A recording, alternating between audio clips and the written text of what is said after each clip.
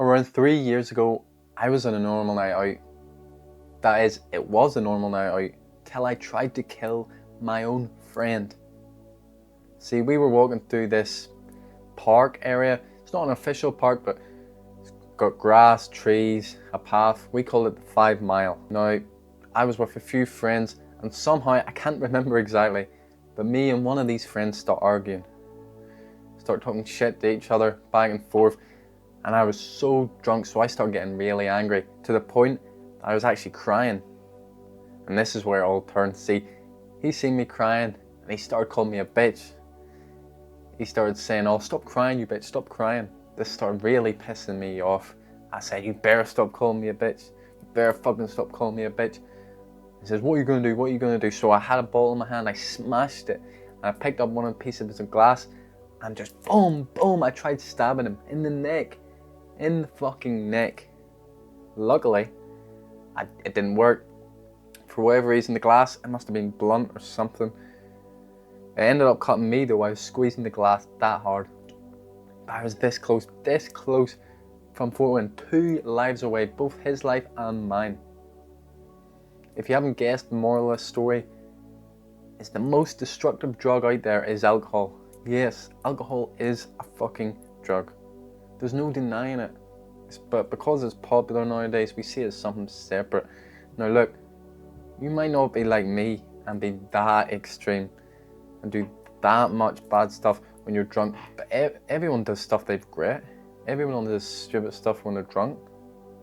Everyone wakes up at least once thinking, "Oh, I shouldn't have done that. That was so stupid," because we lose ourselves when we're drunk. We completely lose control, even if we are still a wee bit conscious. Like I was that night when I tried to stab my friend. I was still aware. I wasn't completely blacked out, but it was like I had no control. It was like I was just watching this demon take over me. And you know that's what it does. If you have any awareness, you'll feel it. You'll feel it when you start to come up. You'll feel yourself slowly but surely lose control. And eventually you will lose complete control. You'll be black out. You do silly stuff. And even if you don't do stupid stuff, right, it's still so destructive. I mean, it's horrible for your health. Horrible. People don't talk about this enough. I mean, we know what it does to the liver, but see, alcohol can get through any cell in your body. It's fat soluble, which means it can get into every single cell of your body, from your brain to your organs, all of it. So it destroys everywhere, everything inside your body. I mean, look at the people who drink every day. Very quickly, you see their health deteriorate. Even just on the weekend. Like we talk about, oh, the weekend, like it's only once a week, twice a week, you know, it's not that much. Doing something weekly, especially something like that, is a lot. It is quite a lot. You know, imagine you cut off one of your fingers once a week. Eventually you'll have no fingers. Now obviously it's not as extreme as cutting off your fingers, but it still is so destructive. It doesn't matter how often you're doing it, even if you're just doing it to celebrate. It's strange that we do something like that. We run, we escape from this reality to celebrate. It's such a common thing, but it's so bad, it's obvious. I mean, we wake up with a hangover. What do you think that is? That's God saying, don't do this. This is horrible. This is destroying you. That's your body telling you, whoa, we can't take this. And some people lie and they say, oh, I don't have a hangover. You know, maybe because they don't have all the symptoms like a sore head, etc. But they'll wake up tired. They'll wake up feeling miserable. Even if they don't feel tired, they'll feel just so low, sad, just off completely.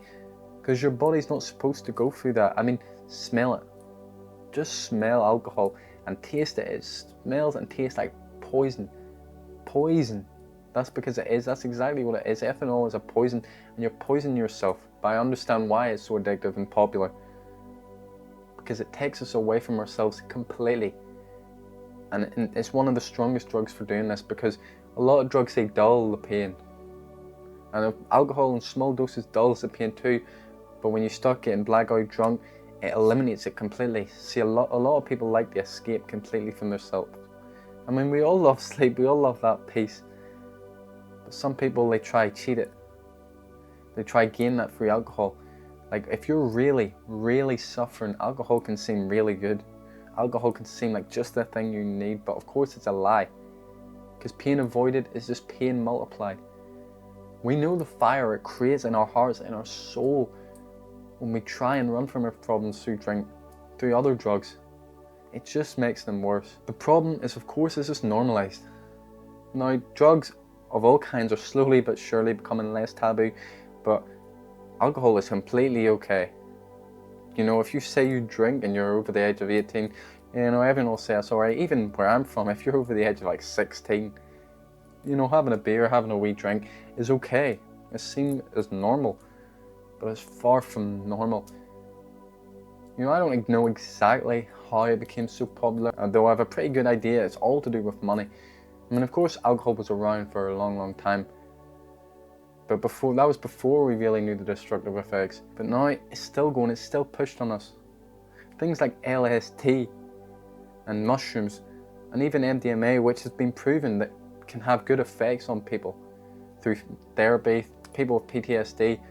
Now, I'm not condoning these drugs, but they actually have a use. They've been proven in a clinical setting to help people. They are all Class A's. Class A's in the UK, they're the worst of the worst, up there with heroin, meth. But alcohol, hey, alcohol's fine. You know, a lot of adults will literally buy kids, you know, 13, 14, 15, alcohol. They'll let their kids try alcohol because it's normal, it's popularized too. You see it on movies, you see it on shows. It just seeps into your brain, especially if you're growing up. You're seeing it, you're seeing your parents drink, you're seeing it on movies all the time. Your brain's saying, oh, this is normal, this is normal. And then other people, they're making it seem fun. They're posting on their social media looking like they're having fun. This is probably the reason why I started drinking. You know, I seen other kids and they looked like they were having fun. They were going out, it looked exciting, it looked fun. They were going to festivals. I felt left out because I was only playing video games at the time. So I felt left out. I felt my life was boring. But it's a lie, it's a con. I mean, most people are only posting them things because other people are posting it. But of course they want the likes. And to be fair, when you're young, it is kind of fun. It is exciting, but quickly, a few months, a year of doing it constantly, you realize it's just a vice, it's just escapism. You know, we don't need this in our lives. In fact, if you want to go anywhere in your life, you need to remove this, bro. I mean, it's holding you back. You know it deep in your heart. I mean, if you've watched this far in the video, man, you know this is destroying you. You know that it's holding you back. I mean, look, all the young people these days that are going so far, they're getting rich and successful before they're even 20. Why is this? Yeah, sure, some do get lucky, but for most people, it's because they're removing the stuff that is holding them back, and there's nothing holding you back more than partying, especially alcohol. Look, if you're not ready to let it go, that's fine. You don't need to listen to my advice. You can go somewhere else. Because we're all at different stages of our journey. I know that if someone told me I should get sober a few years ago, I wouldn't have done it. You know, I was in this nice routine. I was drinking, I was doing drugs. You know, I thought it was okay. Yeah, I was so depressed as well at the time. But I didn't think drugs was the reason. I didn't think going out was making it worse. Of course it was. So if you're ready to grow, if you're ready to let go of that stuff, I will be with you every step of the way. Remember, you're better than that bag. You're better than that bottle.